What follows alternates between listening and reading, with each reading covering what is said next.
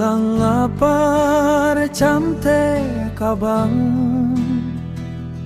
ne tumahem pujisu Nindu kalar ning arong pi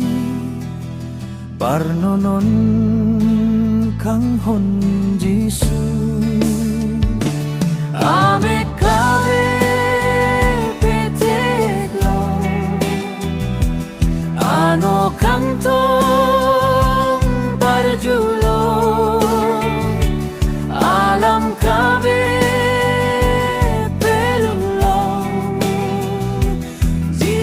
Kang hon Jisu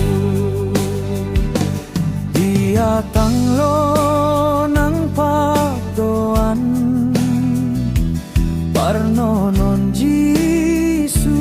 amen Damon narna mara ang bong Jisu pengrat pangrinon Ame kawe peklong Ano kang tong parjulong Alam kawe pelunlong Jisu kang hong Jisu Ekak tekne dai kapere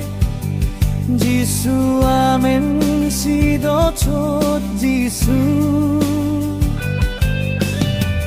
Lameong parame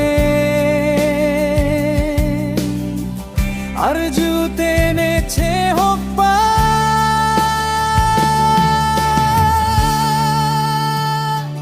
Ame kave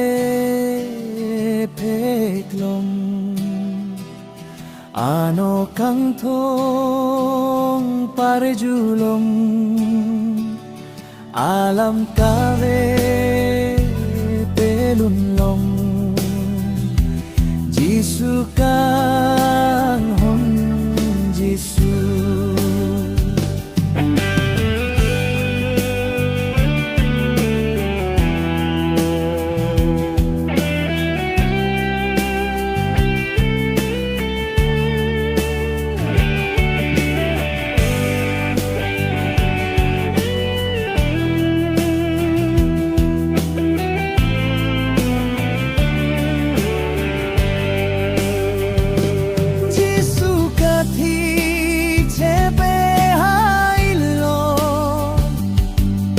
Nekroy po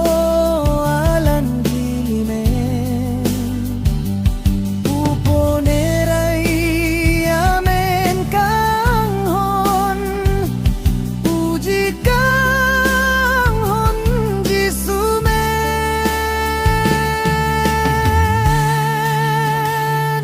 Ame kawe peteklong Ano kang tong parjulong Alam kawe belunlong Jisu ka